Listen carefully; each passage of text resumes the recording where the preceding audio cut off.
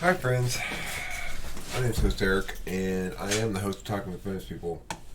And one thing that young, intelligent people often do is they go through a phase of anti-theism. Now, that may persist as disinterested atheism at a certain point, or it may evolve into a career. Anyway, I thought I'd set these couple of youngsters straight. I've already set genetically modified Skeptic straight on one occasion. I'm going to set this guy straight now. Of course, in order to do that, I need to watch the videos first. I'm assuming he's wrong.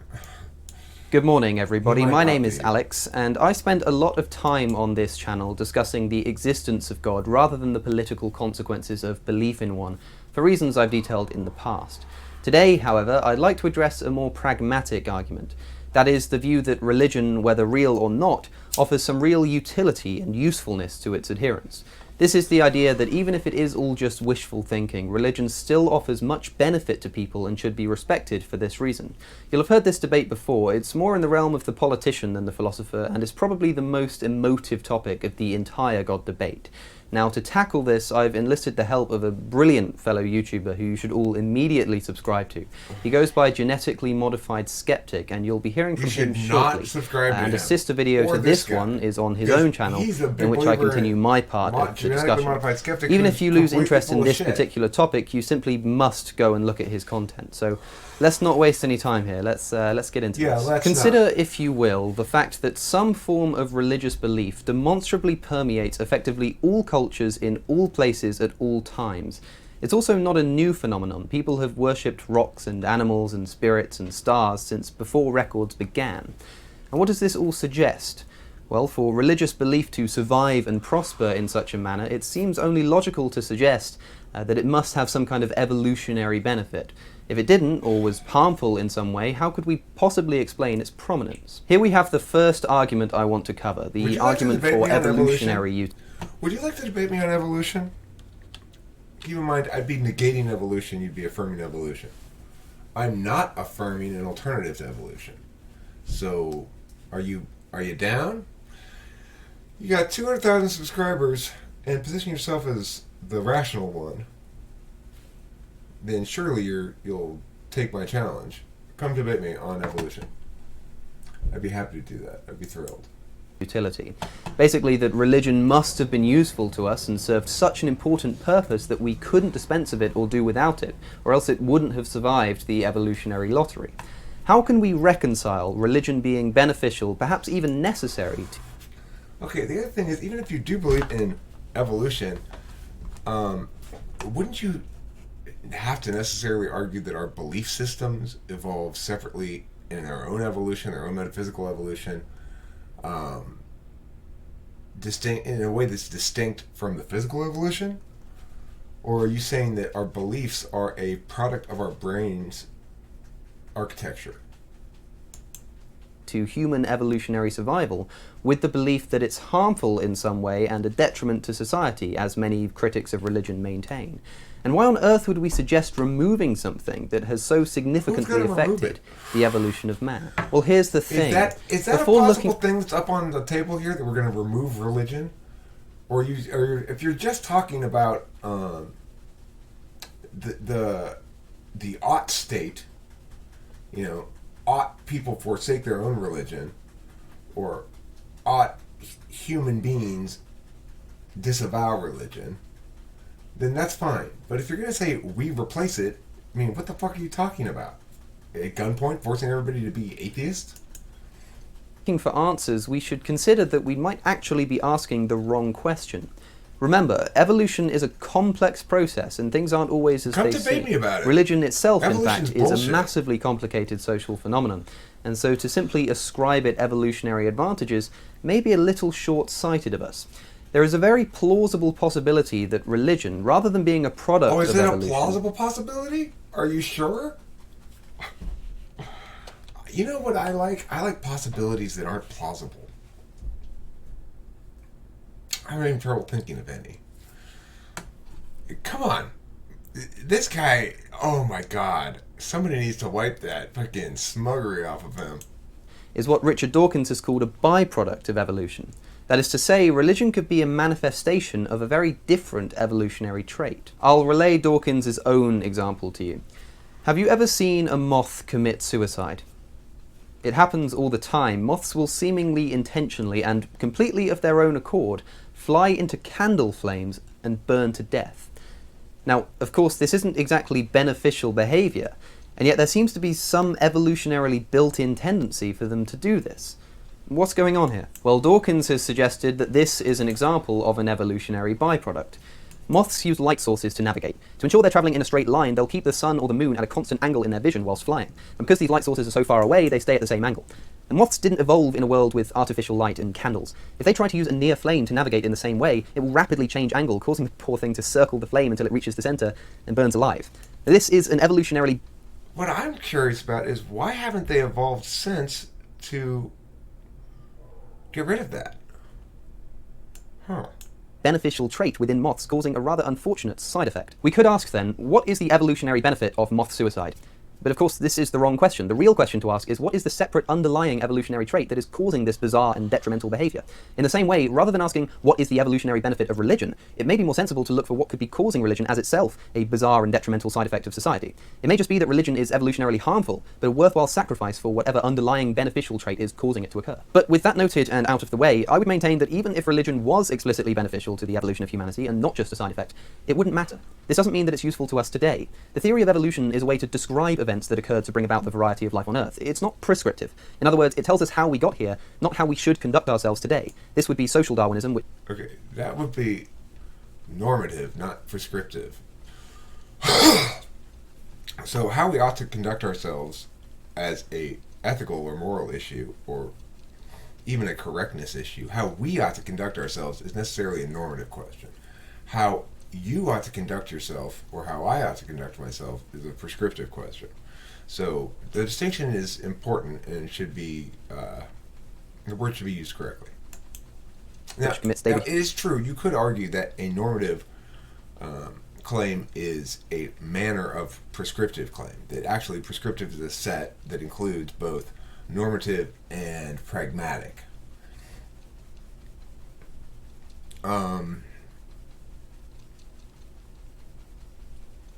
Okay, but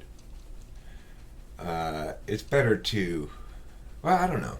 Maybe you could buy that. Let me look up prescriptive. Let me Google it. Prescriptive.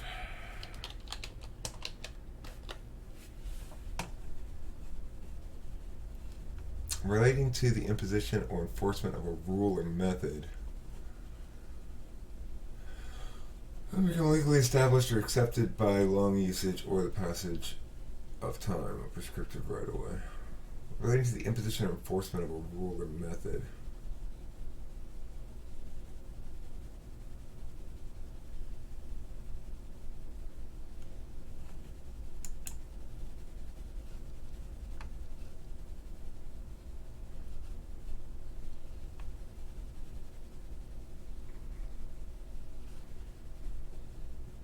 Serving to prescribe of or pertaining to prescribing or enjoining, especially an action or behavior based on a norm or standard. The thing is, in philosophy we use the word normative to refer to ethical shoulds, and prescriptive usually is used for a general, is used for something that doesn't have that implication. So it typically is used for saying exactly what must happen, especially by giving an instruction or making a rule, tending to say what someone should do or how. Okay. What someone should do or how in order to attain certain benefits, not in order to be ethically sound. The distinction is important. Regardless of whether we use these words to make the distinction, it's a significant one, and we need to make it. Not conflate utilitarianism with ethics.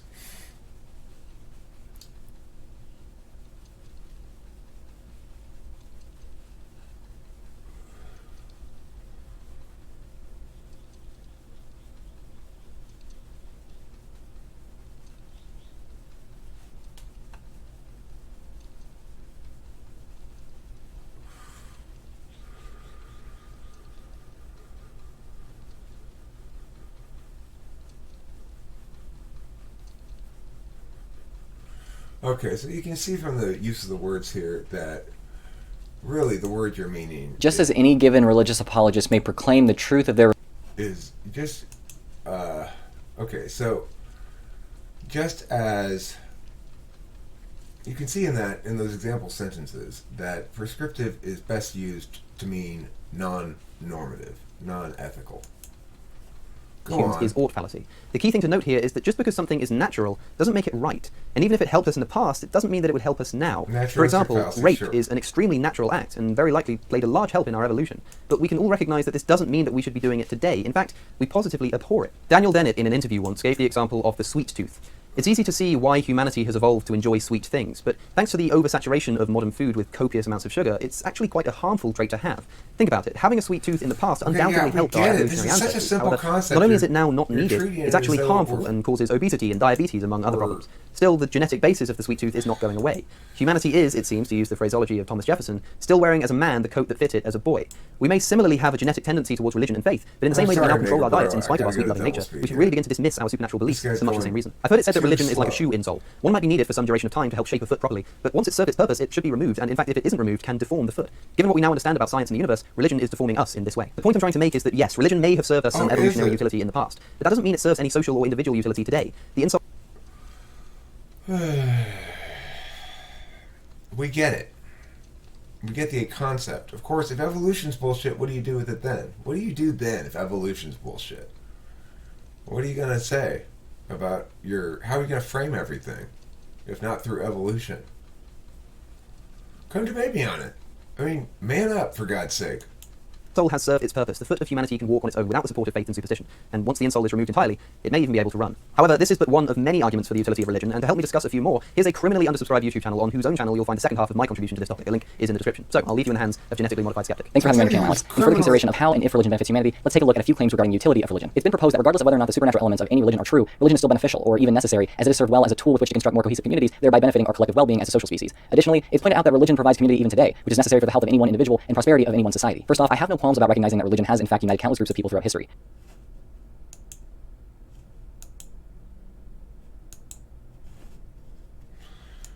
Perhaps it's even benefited humanity in that way. However, it seems that however many groups have been united by religion, just as many have warred against other groups who have been united by a slightly different religion. I'm unsure whether religious groups have historically more often devolved into exclusionary tribalistic communities or have just been co-opted by such communities, which gain their dysfunction by secular means. Either way, it's undeniable that some, if not most, of the most aggressively pernicious tribalistic groups in history, as well as in recent memory, were religiously united and motivated. As for the large number of religious communities which do not behave this way, I definitely acknowledge that they do meet a basic need in providing social support for millions, but I don't know that they provide anything which cannot be found outside of religion. If we take a look at the World Happiness Report's most recent data, it's apparent that less religious countries can attribute their happiness to social support just as often as moderately religious countries like the US and very religious countries like the UAE. When religion shows no advantage over secular sources in providing social support through community, but still carries the baggage of dogma which easily lends itself to the development of pernicious tribalism, it ceases to be beneficial to humanity and only serves as a hindrance. Another argument for religion's utility is that it has contributed towards societal and even governmental structure for millennia and does so even today. This assertion is verifiably true. Whether that's entirely a good thing, however, is certainly up for debate.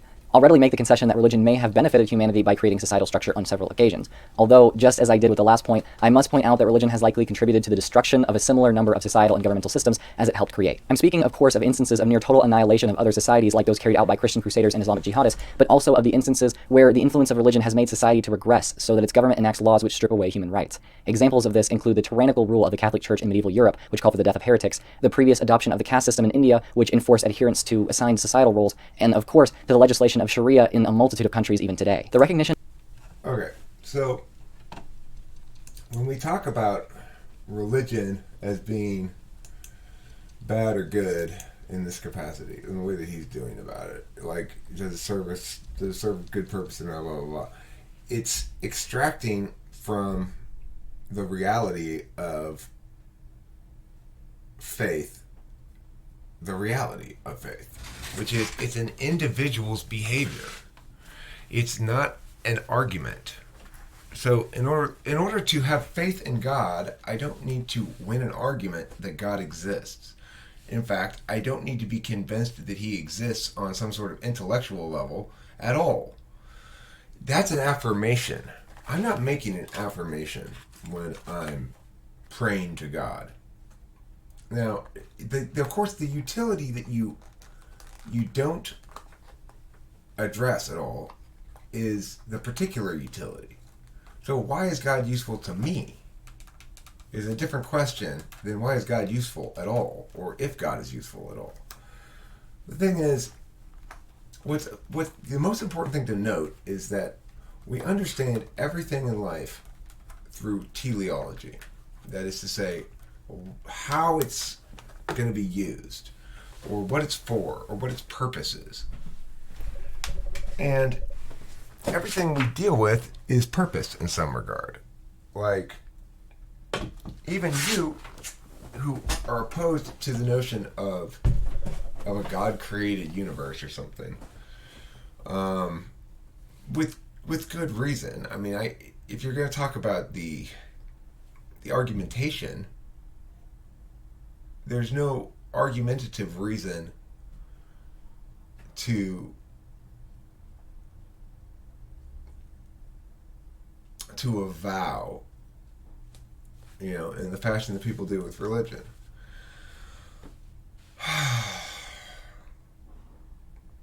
But you're missing the whole point of it, which is we have a question of our own teleology, of our own purpose frame. You can see your purpose frame in the evolution stuff as indicated. You need stuff to be purposed by something. And of course, what do you purpose it by? Well, special advantage or something? Adaptive advantage, I guess you'd say. So that's how you're framing shit, right? But that's not. It just all it goes to show is how important it is to frame shit through a purpose frame. Everything you talk about is purpose-based. Everything everybody talks about is purpose-based. If I tell you about some tree over there, I have a purpose in telling you that. Either I want you to cut it down, or I want you to look at it because I find it unusually dramatic, or any number of other reasons. There's no purposeless observation. And so, in that regard, it begs the question, why did I say that? It elicits the question. It doesn't beg the question. It elicits the question,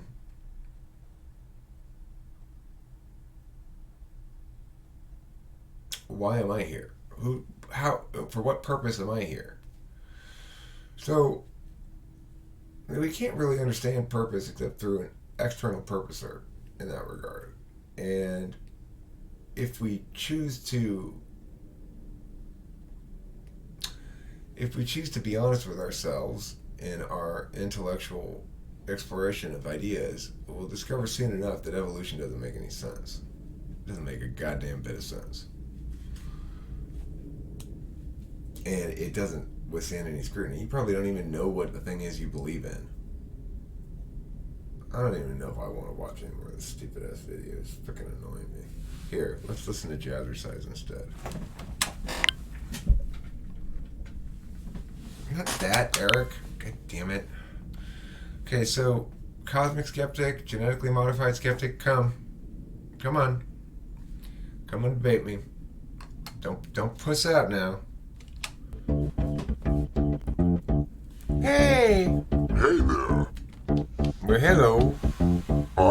Can you help me? Sure. Why? I'm looking for a class. What? You know what you should do? Take Jazzercise class. You're gonna go a Jazzercise class. Oh yeah, you're gonna learn about a lot of Jazzercise class. You're gonna Jazzercise class is the class for you. I'll tell you what you gotta do.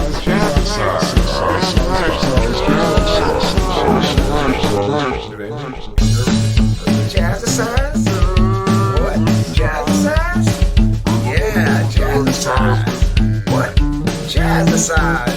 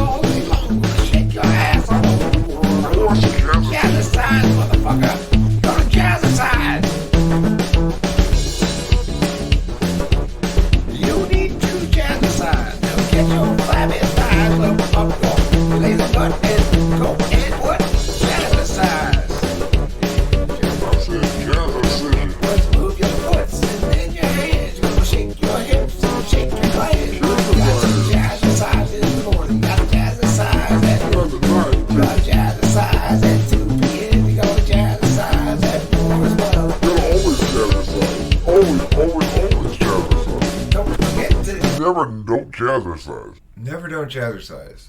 That's rule number 1 in life. Rule number 2 is, oh my god, these guys fucking annoy the shit out of me. Of the self-destructive and oppressive tendencies of theocracy is precisely what motivated the creation of secular democracy as we now experience it. Yes, that means that current Western society was not inspired by the Ten Commandments, but in fact was established in spite of them. The relative stability and resistance to corruption that our governments possess now, as compared to those of a few hundred years ago, is a direct result of the intentional exclusion of religion in government. This may be one of the best examples of Alex's previous point. Maybe humanity did need religion to progress in the past, but today we're faced with the reality that we no longer depend on it for progress, and even experience it as an impediment to progress more than anything. Perhaps if we stop thinking that we need our old crutch, we'll realize that humanity now has the ability to stand up on its own, taller than ever before. If you want to see more of Genetically Modified Skeptic, which... Bleh, bleh. I just want to throw up all over both of you fucks. Is atheism hopeless? Yeah, absolutely it is.